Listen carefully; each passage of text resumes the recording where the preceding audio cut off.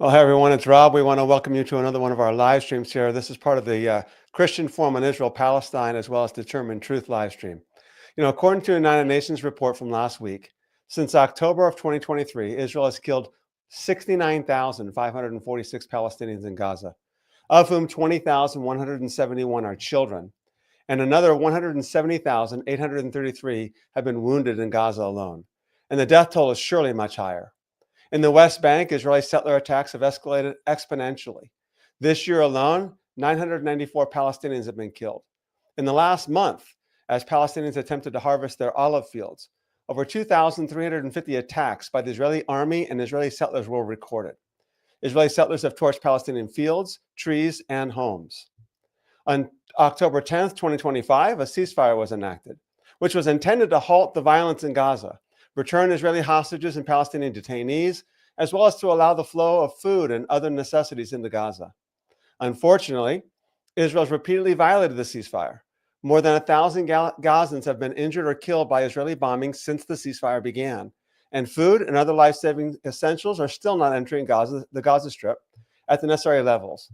So the question then is, what are the prospects for peace? So I'm joined today by my colleague from the Christian Forum on Israel-Palestine, Gary Burge. Gary, welcome. Yep, good to be with you, Rob. All right, thank you very much. And we are very pleased to have a very special guest today, Greg Khalil. Greg is the president and co-founder of Telos, an American nonprofit that unleashes our collective power to confront injustice and to build a world where we can all flourish. Telos has been at the forefront of the conversation of Israel-Palestine, devoting special attention to helping American faith communities engage through a lens that promotes freedom, dignity, and security for both Palestinians and Israelis in equal measure. Greg is a graduate of UCLA and Yale Law School. Before founding the Telos Group, Greg lived in the West Bank city of Ramallah, where he advised the Palestinian leadership on peace negotiations with Israel. Although Greg was born and raised in San Diego, California, much of his extended family still lives in Beit Sahor, a predominantly Palestinian Christian town near Bethlehem. He has lectured widely in the Middle East and has published in the Review of Faith and International Affairs and the New York Times.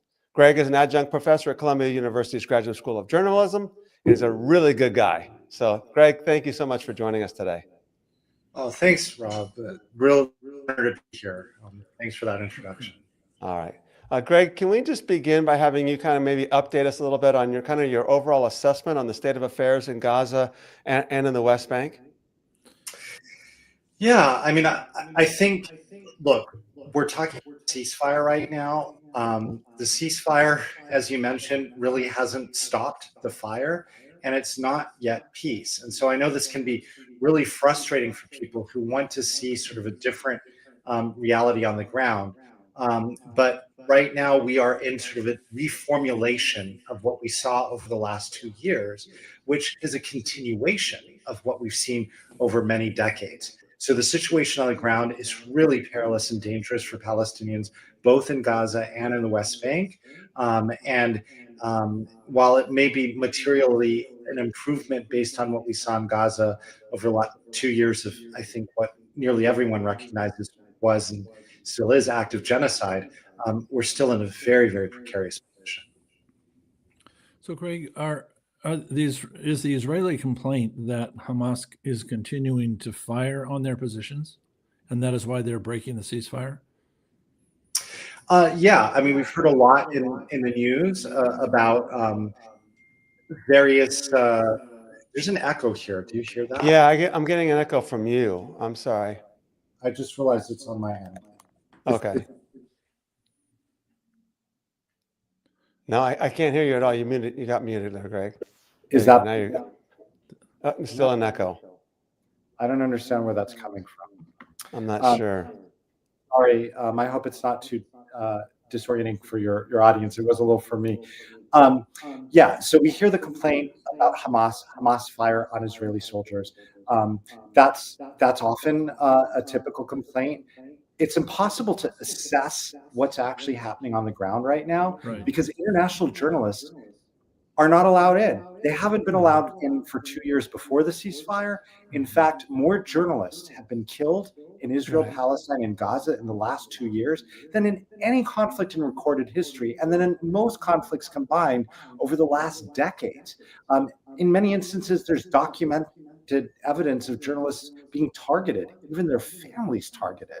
So a lot of the facts are just beyond us. The facts that we're left with are the facts that you cited earlier today, which is a dated figure from probably about 18 months ago about the number of Palestinians killed. The facts that we see from the drone footage showing devastation beyond belief. And so, Gary, your question about who started back and forth, we can get into the nitty gritty and argue these minor things, but at the end of the day, what we're seeing absolute devastation of one people and their community, and what the international community has defined as a genocide, and we're not seeing the level of aid getting in for Palestinian children and families to have a right to this too. Even if there is fire coming during a peace process, even if there is fire coming from Hamas, it's small arms fire, I think. That's the claim. But you still have the problem of proportionality. So if you do have small arms fire coming against Israeli infantry, and then you have bombing in response, that's a very, very big difference. It's an enormous difference, and I don't want to ignore that at all, Gary. I mean, there's an incident just a few days ago that was widely documented in which Israel reported firing at their soldiers. No one was hit or hurt, but the response was to bomb an entire building, killing dozens of people, including many, many children. And so the level of proportionality is absolutely a concern, and this is something that we've seen throughout the long history of what some call the Israeli-Palestinian conflict for decades, this question of proportionality. And now we see this on vivid display right here during a so-called ceasefire in which more than 1,000 people have been killed or injured, and in which millions of people still aren't getting the food and medical aid they need to survive. Mm-hmm. Wow. Now, Greg, take us back just a little bit. You've spoken to us before, and if you can just kind of rehash that a little bit. In 2005, when Israel withdrew from Gaza, one of the arguments that's been made is, well, Israel withdrew from Gaza, and look what happened. All that happened is chaos ever since. Israel tried to make peace, but you've shared with us before that the conditions actually that were left in 2005 were actually not conducive to creating peace or a lasting peace. Kind of what went wrong in those negotiations that led to where we currently are? Yeah, that's a great question. I want to make one fundamental point about my bias coming into this. I mean, I have many biases as a Palestinian American with family in Bethlehem, and also my grandmother came from Gaza, from a Christian family. But I also have a bias about how this all ends. That's in a good space for everyone. I believe there's no good future for any Palestinian or Israeli without a good reality for everyone. Fundamental human rights. That's the foundation of true security. And I think, I'd love to talk more about that as a conceptual. Yeah, please. Absolutely. Later in the conversation. But specifically to your question, many of our listeners may not understand that we've been through this before, many times before. And last time with Gaza, the most significant moment in Gaza's recent history before October 7th, 2023, I would argue was in 2005. At that time, I was a young lawyer. I was living in Ramallah, and I was advising the Palestinian leadership on negotiations with Israel. 2004, the year before, Israel came up with a plan called the so-called Gaza disengagement plan. They were going to take what they said was an historic step for peace, and that was to remove all of their settlers from the Gaza Strip, all of their military bases from the Gaza Strip, and allow Palestinians to prove that they truly wanted peace, to take over Gaza and make it into the Singapore of the Middle East. That's what everybody said. And so when we first got this plan in 2004, I think many people were skeptical on the Palestinian side. They said, wait a second, Israel's never going to do this, because it was proposed by Ariel Sharon, who was, considered a right-wing Israeli hawk at the time, similar to Benjamin Netanyahu, the current prime minister. And then others were like, wait a second, maybe this will happen, and this isn't really about peace. This is about something else. Where the international community landed was like, well, look, Israel's talking about removing settlements. This is what you Palestinians have been saying Israel needed to do since 1967. Of course, we're going to support them in this, and we'll do it. So what ended up happening is that Israel actually did remove 8,000 settlers from the Gaza Strip. There were 1.3 million Palestinians at that time. 8,000 settlers were living among 1.3 million Palestinians. They controlled about a quarter of the territory. They controlled 700% more water per person than that allowed local Palestinians. Many lived in seaside villas, while Palestinians, the majority of whom in Gaza are refugees who come from lands where many of the massacres on October 7th took place, by the way. So 8,000 settlers controlling the lives of 1.3 million Palestinians, mainly children. Israel went ahead and removed them, but they didn't leave Gaza alone. So a lot of what happened in 2005 was not that Israel just left Gaza alone and allowed Palestinians to create like this Singapore on the Mediterranean. They in fact tightened their control. So what do I mean by that? At the time, UN Special Rapporteur for Peace, John Dugard, said Israel may have left Gaza, but it turned it into the world's largest open-air prison and threw away the key. So it tightened its control around Gaza. Why is this significant? Because I had actually been part of the process in which my team negotiated the agreement on movement and access, which said that like the day after Gaza, if Gaza was going to have that opportunity for Palestinians really to take agency and to become the Singapore of the Middle East, what had to happen? They needed to have a free flow of goods in and out of Gaza. Gaza needed to be connected to the West Bank. It needed to be connected to the world. The airport, which there is an airport in Gaza, needed to be open. The seaport needed to be open. Gazans, they have these incredible natural gas reserves off the coastline. They needed to be able to access that so that they could get that to market and build the economy. Gazans essentially needed their freedom and their ability to build their own territory. Now, those agreements were never actually implemented. Instead, as Dugard said, Gaza was turned into this virtual prison. And predictably, what happened was what you see everywhere, where human beings are denied their agency and their rights, and where nearly 60% of Gaza's population then and now were under the age of 18. Nothing good happens when you starve a population, seal them up, and periodically bomb them, which is what we had happen to Gaza. The one thing there that I want to highlight too is that Gaza, I'm sure you'll have a lot of questions about this, but what we thought and feared and what ended up happening was Gaza disengagement. This pullout from Gaza was more of a shell game. Right. It was had a lot more to do with the West Bank than it did with the Gaza Strip, specifically Jerusalem. And this is important to highlight because this was 20 years ago, and all of this is in the historical record, that just as Israel moved 8,000 settlers out of Gaza in 2005, in the same year, they approved and made room for 30,000 more in the West Bank.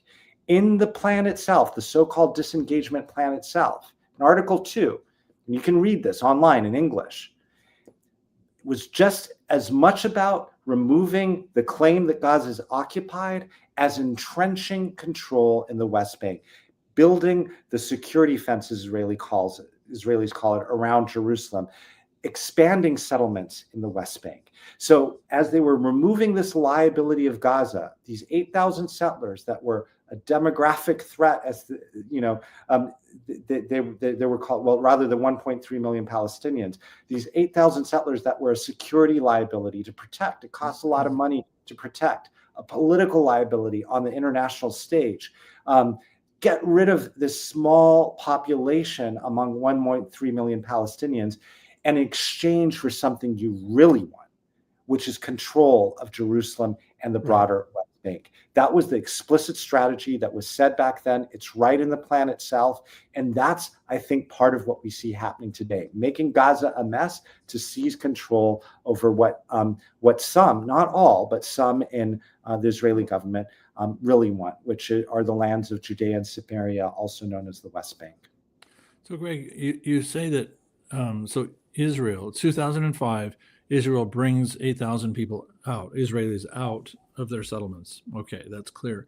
And then you use the language of open air prison. But would there be some who would say, well, wait, in that narrative between 2005, and I think the embargoes and the real ratcheting down on Gaza happens in 2008, doesn't it?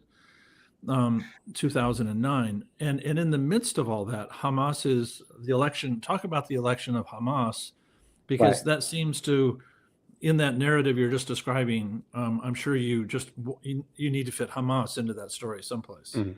Oh, absolutely. There's a lot here, and I think this relates to today. I'm in no way giving Hamas a pass for anything, by the way. As I alluded to earlier, I believe in fundamental human rights for everyone. I oppose anyone or anything that ever targets civilians. Hamas did that on October 7th. Hamas has done that before. Any justification for the slaughter of civilians is wrong.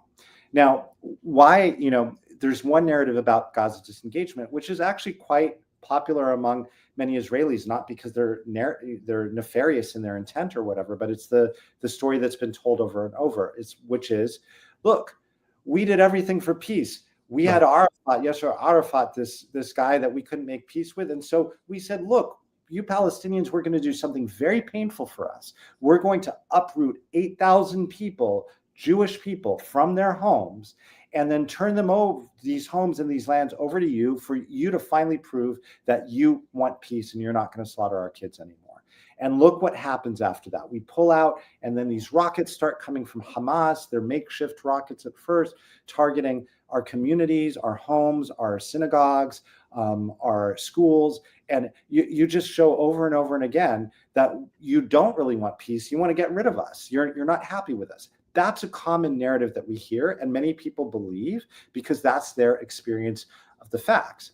Now, what happened on the ground, though, is I alluded to the fact that there was this agreement on movement and access that Condoleezza Rice, actually our former Secretary of State, helped personally negotiate. This is a 9-month process on the presumption that Gaza would devolve into humanitarian and political crisis, and you'd see the rise of violence if Gazans could not control their own lives, if they didn't have their own destiny. And so you'll see that there's this narrative around it that just focuses on Hamas without looking about what actually happened on the ground. You're saying that during the, shall we say, 2005, Israeli settlers come out. So in 2006 and 2007, prior to the election of Hamas, what you had was a kind of Israeli strangulation on the area. And that led to the election of Hamas? No, you did have, like, one, Hamas was a spoiler to begin with. So I'm not trying to give Hamas a little bit of a pass here, but Hamas is more than just like a spoiler. Like, there are two parties within Palestinian society, large parties. We're plagued here in the US, Democrats versus Republicans, Palestinians that don't really have a full democracy or control. They have Fatah and Hamas, neither of which is actually very popular and hasn't been very popular for many years among Palestinian people. What happened is there were elections in 2005 for presidential elections, head of the PLO. That's when Mahmoud Abbas, the current president of the Palestinian Authority, came into power. And then there were legislative, parliamentary, like think congressional elections in 2006. That's when Hamas came into power of many districts of Palestine and the Palestinian parliament. What was interesting there, and we're getting into the weeds again, but maybe this is of interest to you and your listeners, is that there's two things that happened there. One, Gaza was strangled immediately after the engagement, starting in 2005. The agreements on movement and access were never fully implemented, despite the threat of these spoilers like Hamas and Islamic Jihad, and then also on the Israeli side. And that was despite the fact that we had a 4-star US general on the ground, General Keith Dayton, who was in charge of implementing the agreements in movement and access. And so there was a lot of work that went into this, and a lot of involvement and a lot of money from the international community that went into hoping to prevent this day after Gaza from devolving into this Lord of the Flies scenario and going into instead the Singapore of the Middle East. I'm sorry to use those evocative and problematic images, but you get where I'm going right here. So that happened immediately, was never fully implemented. 2006 comes along. There are these parliamentary elections in Palestinian parliament. And this was endorsed by the U.S. The U.S. pushed for these elections, and the PLO, the PA, who I was advising at the time, were, I think, monumentally stupid. Is that they didn't want to like reform Fatah, the ruling party. This is President Abbas's party. Think the Democratic leadership, just for a basic sort of like analogy. They didn't want to go in and like do the hard work of actually reforming their party through sort of saying, hey, this is our representative in this district, whatnot. So what they did is they used the elections as a tool for reform. What do I mean by that? You had a number of districts all over the West Bank and the Gaza Strip where elections were happening in 2006, and Fatah, the ruling party, actually went in and they ran multiple candidates, Fatah candidates, against each other on different parties. And there was one Hamas candidate. Oh. And so you had a couple dozen districts in which I'm blanking on the actual number. I haven't looked at the number in some years, but it was a significant number. But what happened is you had a couple dozen districts in which Fatah, had they just won one candidate, one Democratic candidate, for example, and forgive the loose analogy here, but I'm trying to make it easier for those who aren't familiar with internal, Palestinian politics. They ran multiple 2, 3, 4 candidates, again, one Hamas candidate. They split the vote. And this was with the entire support of the international community, namely the United States. And so like you had this party, the West Bank leadership, Fatah, who had been sort of marginalized in the disengagement process, because Israel said, we're doing it alone, even though you have this new president, Mahmoud Abbas, like, we're going to go through this alone and we're going to do this big process.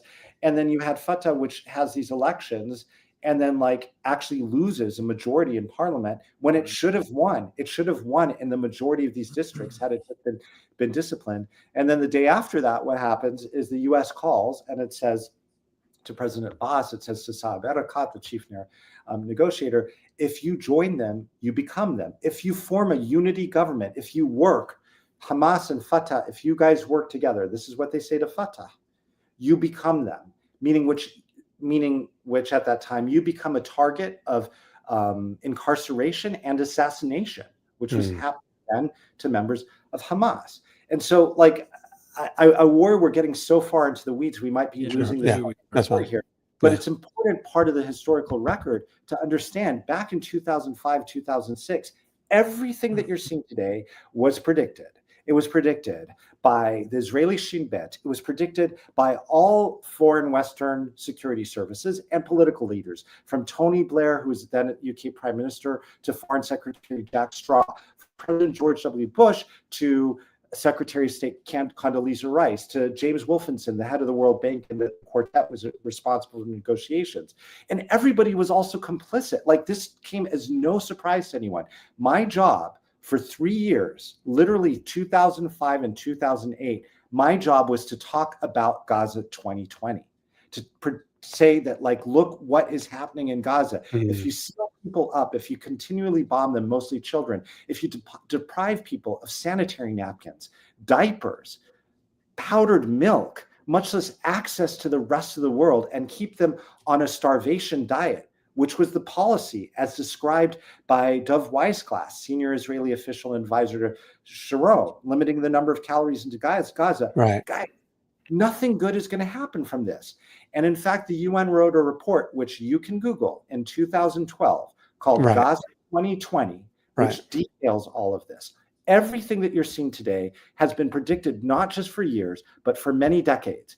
And it's just a function of human history. So if we're trying to get to a place where every Israeli and every Palestinian has the fundamental rights that they deserve, we need to be honest about the facts on the ground and the history and the fact that some people want what we're seeing happen to happen because it serves their interest, and they're not interested in protecting the fundamental rights of both Israelis and Palestinians. So in one sense, Greg, somebody might say, I mean, it would be a very cynical position, but it would be to say that the Israelis, this has been a golden moment for them, because they have been able to do exactly what they've always wanted to do to Gaza and possibly some of the West Bank.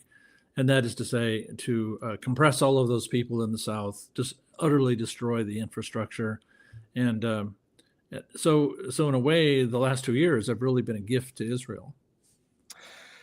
I would push back against that a little bit. I think that is one perspective. So first, I would sort of affirm a core of what I hear you saying. Yeah. And I'm just representing a perspective that's out there. Right.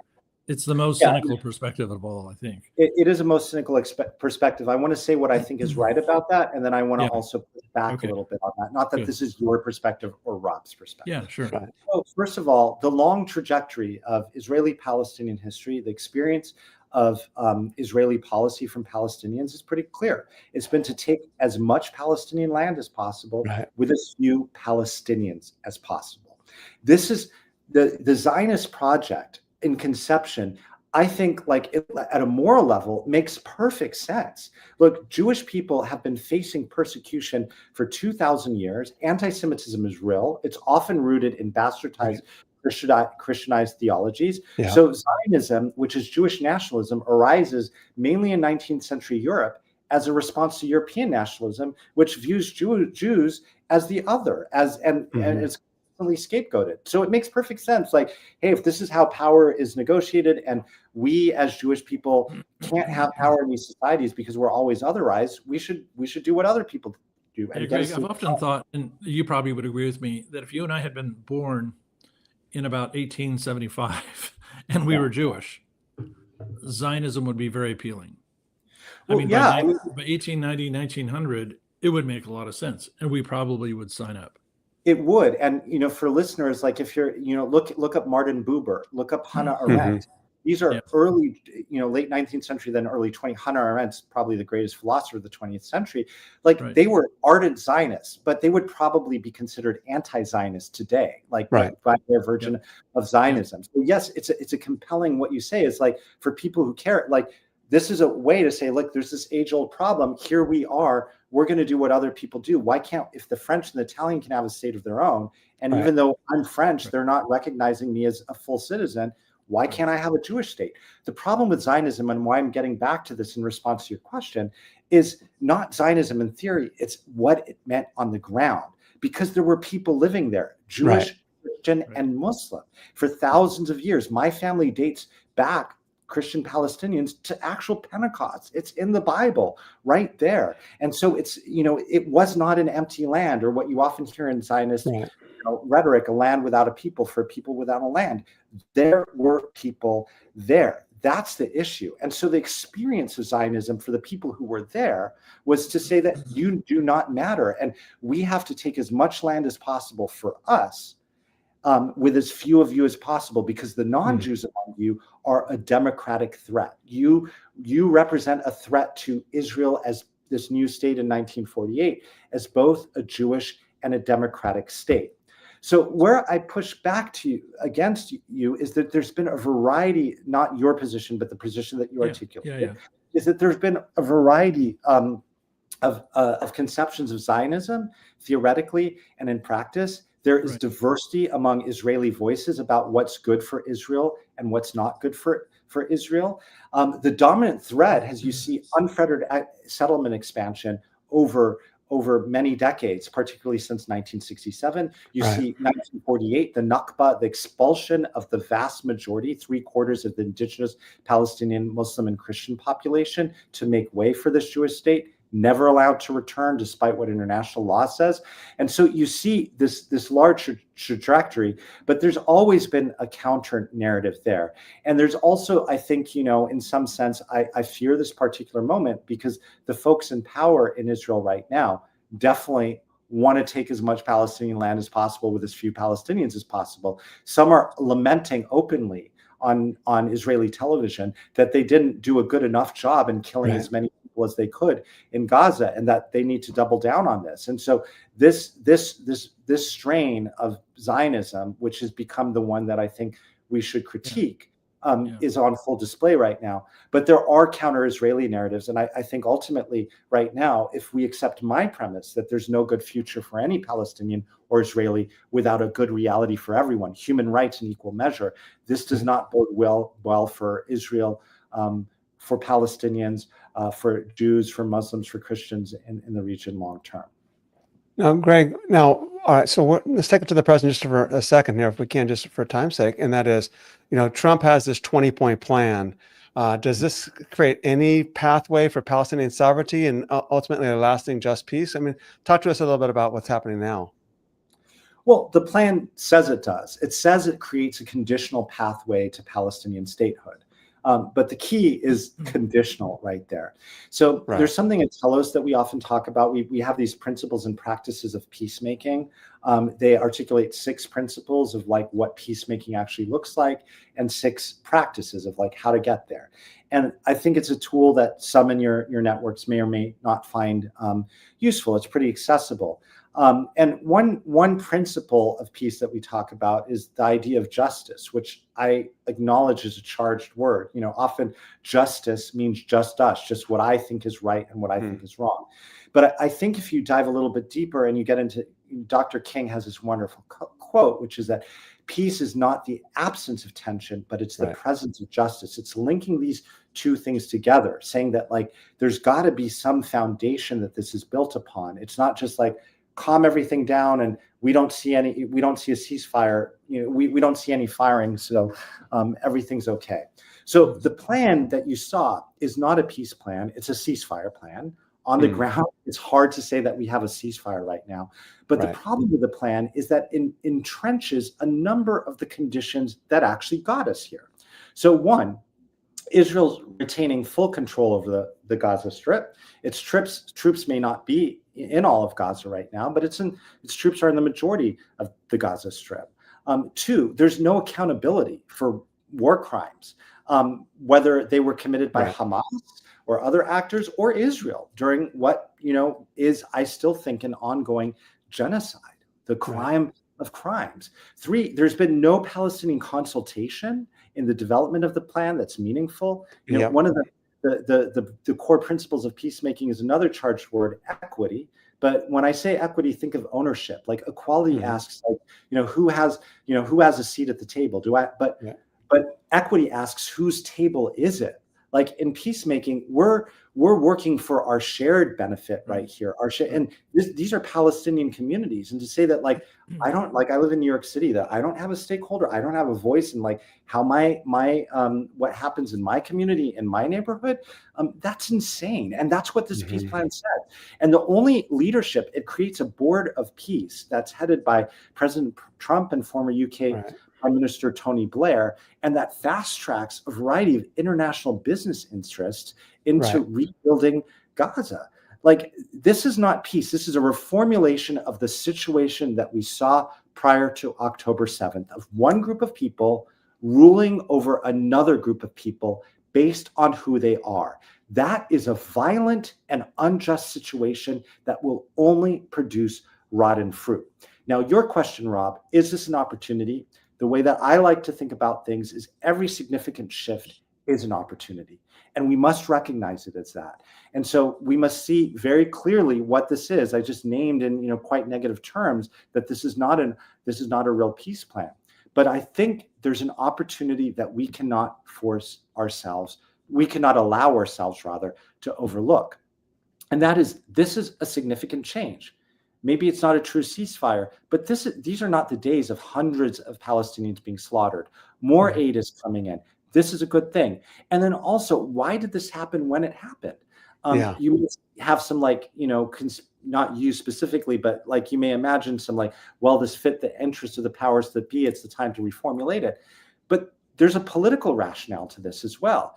President Trump, this became very costly with a growing split in the US right to maintain this Gaza story in the front page of the news every day. He was having trouble managing some relationships with our closest allies. You'll recall just 2.5 months ago, despite enormous US pressure, the UK, the US, Canada, the UK, and France recognized a Palestinian state in the United Nations. So what was happening, all these protests, the things that you've been doing, Rob and Gary, that may feel like you're just sound and fury screaming into the wind, these were creating a new dynamic that had to be addressed. And so what that means is that as we feel like the weight of this moment, how depressing it feels, we need to be reminded of our agency in this moment, that maybe this isn't the perfect ceasefire. It's not the perfect peace plan. It's not. But the reason we got here, which is better than where we were 6 months ago, was precisely because people like you had the courage to stand up and to say not in our name and to keep speaking out. And now we see things shifting in very dramatic ways. But Greg, I think things are shifting in the West Bank in a horrific way. I mean, it almost seems like you're creating an untenable situation in the West Bank, so that the prospects for peace just simply don't look any good. I mean, what do you think about that? I think that's absolutely true, 100%. Just as Gaza disengagement in 2005 was more about what Israel wanted to take in the West Bank than what it wanted from Gaza, the same is true today. It's just at like horrific scale. And the reality that we see on the ground is absolutely untenable. Right. And at the same time, I want your listeners to understand that we have incredible agency in this moment. Like right now, the Israeli government is spending millions of dollars. You can look this up, Google this. Faith by Works, Gaza, Israel. Like this is just one example of a $4.1 million contract to make sure that Christians who go to church get Israeli propaganda in their social media feeds. There's another one, $6 million for a 6-week campaign. Mother Agapia, who many of you may know from her interview with Tucker Carlson, just wrote an important op-ed on this in Word and Way about sort of the targeting of American Christians right now. Like, what I'm trying to get at is not to ignore the horrific reality on the ground, but to remind our listeners that right now, none of this would have happened for decades were it not for American political support. And key to American political support, unfortunately, has been a co-optation of the Christian faith to create constituency and political movement and to transfer hundreds of millions of dollars in support of this modern, what I think, Gary, you've called a modern heresy, and you as well, Rob, of Christian Zionism. Like this is part of the reason why it's happening. And so now as we're seeing these shifts back here in public opinion that have political impact, that's what I'm saying, is you're seeing doubling down on this right now. So the reason why I'm mentioning this is not to overlook the horrors on the ground. That's where we need to, unintended, ground ourselves, but to say that the people who might listen to this conversation, you may feel really lonely right now, but your voices are more important than they've ever been. If you are American and you're Christian, we have a dog in this fight. And our speaking up is really the one way that's going to actually hopefully bring about any change.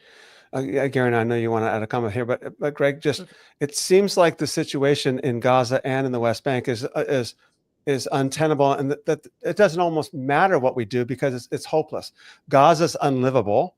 The West Bank is on fire, like literally on fire. The incursion of settlers, the arming of settlers, the violence of settler violence against Palestinians. It seems to me that this is we're in the midst of an expulsion of a genocide and ethnic cleansing of the people of Gaza and the people of the West Bank. And is it too late for us to speak up? I mean, we're going to do so anyways. But in all practical reality, is it past the time of hope now for the people, for the Palestinians? I mean, that's such a tough case, and I haven't been in 2 years. I have not been on the ground I haven't seen my family, extended family, lives mainly in Bethlehem. I haven't seen them in 2 years, but long ago, like I remember when I was living there 20 years ago, the refrain that I'd hear from my own family was like, "Fish mustaqbal," there's no future. It's a hopeless case. I want to say that because I want to remind people of a couple core principles here. That one, power, wherever it is, this isn't just in Israel-Palestine. Power accomplishes its evil ends when it gets into our hearts and our heads. It removes the idea and the feeling that we have agency, which is so sacred to every human being, that we can just decide what we believe, that our voices matter, that our bodies matter, that this reality matters, that the principles that we believe in about the dignity of human life, this matters. And so it's been always very hard for me, and it's a struggle I fight with every day, particularly these last 2 years, to actually, believe that the world could be another way when all the evidence we see is designed to tell us that it won't be. And that's power trying to tell us that we're small and that we don't matter. And I have to say to you that we do, and we have to act like we do, even if the reality feels so much larger than it is, than us, and because it is. There's a quote I often like to come back to from Mitri Raheb, who's a pastor from Bethlehem. And he reminds us of something really important, that hope is not an adjective. Hope is not an emotion. Hope is a verb. He says, hope is what you do. And this is critically important. It feels so loosey-goosey and airy-fairy, but it's exactly what you've been doing your whole lives, Rob and Gary, is you have been showing up despite the fact that it seems impossible. I remember my dad, who's a Palestinian Christian theologian, born and raised outside of Bethlehem, and he'd take the words of the psalmist and he'd phrase this slightly differently. He would say, look, to seek peace and pursue it, that is always the right thing to do, especially when it seems impossible. Oh, very good. Because what does it matter when it seems obvious? What kind of witness is it? And so this is critical. Now, if you look back historically through the history of the church and the history of the world, you see that before the Berlin Wall came falling down, before the fall of apart, before all of these things, it seemed impossible because it was impossible. Right. But these things happen, these changes happen, and they happen rapidly and often in unexpected ways, but not on their own. They only happen when people like you and everyone on this call is saying, no, I refuse to let power get into my head and my heart and make me believe that I, as a citizen of the most powerful country in the history of the world, that has been bankrolling this, that I, as a Christian, I have trouble using that word for myself right now. Happy to talk about that, but to be transparent, that I, as a Christian, when this genocide is being committed and sanctified with my theology and in my name, that my voice does not matter. No, right now, I say to you, like when you say, is everything lost? I say, I know that's not what you believe, Rob, but I say to you, like, this is exactly the moment. What power do Christians have to witness anything if they don't stand up and say, right now, Jesus's name is being used in vain to sanctify horror, when he unequivocally called people, no matter the hour or the day, to be peacemakers and to sanctify the dignity of every human life. This is the moment more than any other to practice hope. And this is the moment when our voices have more power than they ever have. So despite the horrors and because of the horrors that we're seeing right now, this is the time when we need to stand up and speak loudly and clearly and show that there is a different way, because there is. Yeah, Greg, I really like how you actually are presenting a word here that we don't often hear on this podcast. And that is, you're really trying to diagnose what is happening inside of us. Because I think there are many people who are living inside of the community that is standing with Palestine, who's calling out the injustice issues, and feel a lot of despair right now. And they really don't feel they have any agency. They don't think this is a moment. All moments have been lost. And so therefore, despair, I think, is running through so many people. So I really like how you've framed this. So the question is, okay, so we do have this very powerful nation that we belong to. We are going to be involved in the rebuilding of Gaza some way or another. It's going to happen. So do you also find hopefulness when you begin imagining what might be rebuilt in Gaza? Does that give you also some grounds for hope? So maybe you can just reflect on that a little bit. I don't know if I want to see Trump City built in Gaza. Yeah. I saw a meme that had something like that, and I thought, oh my gosh, please, Lord, save. I can't also imagine that Israel would want to see the rebuilding of Gaza without it depopulating some of Gaza. So anyway, as your imagination works around sort of what could be in Gaza, how does that where are the places we need to lean in to find hopefulness? I mean, that's a great question. Like, and I want to begin like sort of meeting you where you are by being frank about where I am. And like, I don't feel hopeless. I feel an incredible sense of despair. The last 2 years, like I felt, and I hate to center my emotional state Mhm. during the horrors that so many people I know throughout Palestine and also Israel. I spent a lot of time. I've been many dozens, probably about 50 times to the communities along the Gaza border where the October 7th massacres happened that affected many people I know in horrific Right. ways. Right. And so I don't want to minimize any human suffering anywhere, but or center my own emotions. But in response to this question, like I felt like my whole life has been an absolute failure. Like Mm. because like I spent 30 years working professionally on this issue.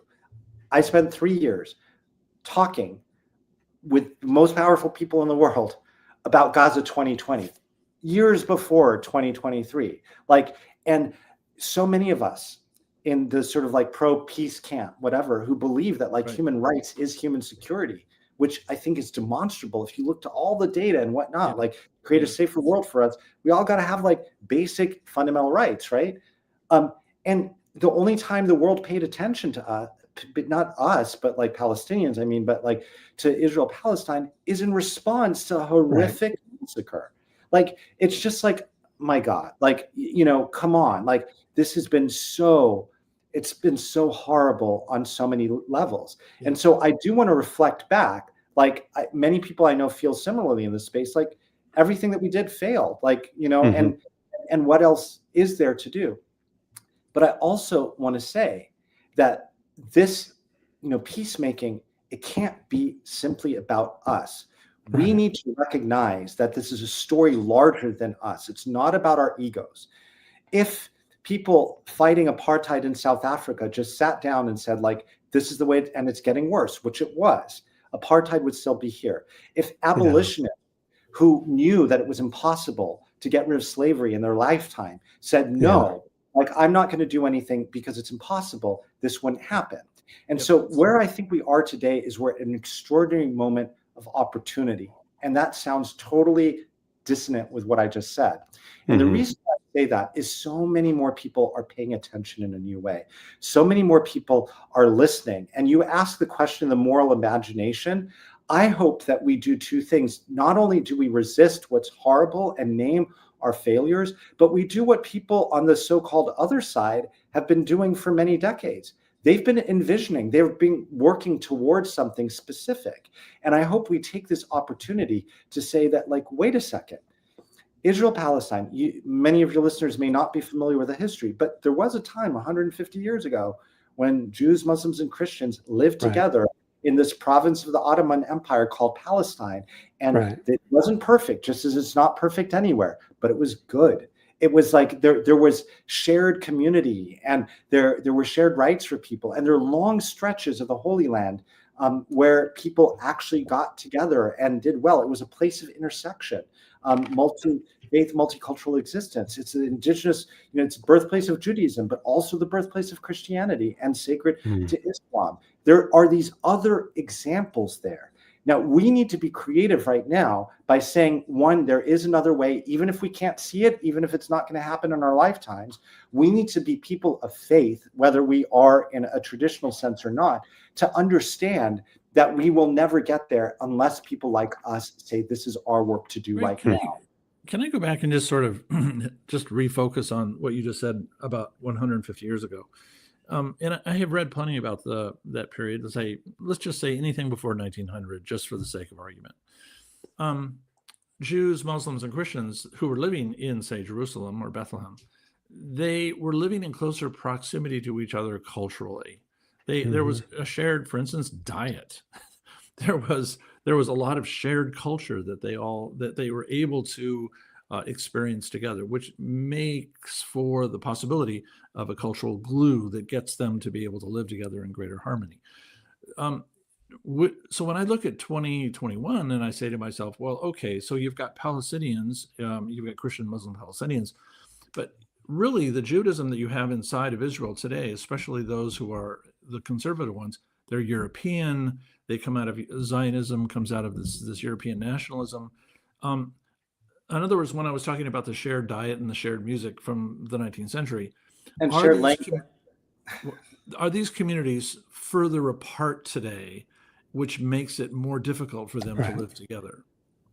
The short answer, yes. What happened over the course of the 20th century in a response to the rise of Zionism was a reformulation of identity Judaism. and Yes, culture. exactly right. And this is important to Nate, like Israelis and Palestinians, as we talk about them today, may claim roots in antiquity, but these identities are modern identities that arose mainly in the 20th century. Right. If you go back to the 19th century, many people don't understand that Hebrew was a liturgical language. It was a dead spoken language for many centuries. And still today, for many observant Jews in Israel, 20% of whom are anti-Zionist, by the way, many Orthodox Jews within Israel, they don't speak Hebrew. They think it's only reserved, it's too holy of a language. It's God's language, and it should be, they don't speak it on a daily basis. They don't want to profane the language. And so what you saw, like with the rise of Zionism, was sort of this mixing with a religion, Judaism, and a political project, which was a response to European nationalism. And so there's been this cleavage, and you saw it around the Middle East too. It's important to note that throughout the Middle East and North Africa, for many centuries, millennia even, there were vibrant Jewish communities that in a period of just a few decades after the founding of Israel were largely gutted. And now there's just sort of remnants of these communities, and tiny, just a few people in places like Egypt and Jordan and whatnot. So the idea of proximity is key. The thing that I want to hold there, there's this massive like shift on a global geopolitical identity stage.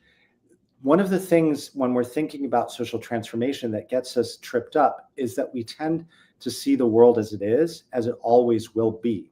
And we're in the midst of one of these moments in which all of this is shifting again. I'm here in New York City. We just elected a mayor who's openly anti-Zionist, Zohran Mamdani. That may be controversial for people on the call or whatever, but like, just a surprise. No one saw that coming. Jewish New Yorkers voted for him. A majority of New Yorkers under 30 voted for him. We're in a time of re-examination of these identities and these boxes that we were, placed in about 100 years ago. And I think that will have consequences on the ground in Israel-Palestine as well. So you would have to say then that even though there is not the same proximity culturally among these people in the Middle East as in the 19th century, but there could be something that we cannot quite see yet, and that would be a re-examination by younger people of what their identity is going to be living in a place, just like Jews in New York. Well, I do think it's much more difficult on the ground because like what you saw over the last 20 years was a real separation between people into literal almost cages for Palestinians, and now people don't interact. But I will say this is important as a conceptual level, and I understand we're closing in on the end of this. But this is a point that I'm going to say some sensitive things, which I think often get lost in the broader cultural conversation right now. So first of all, we often view these narratives in opposition.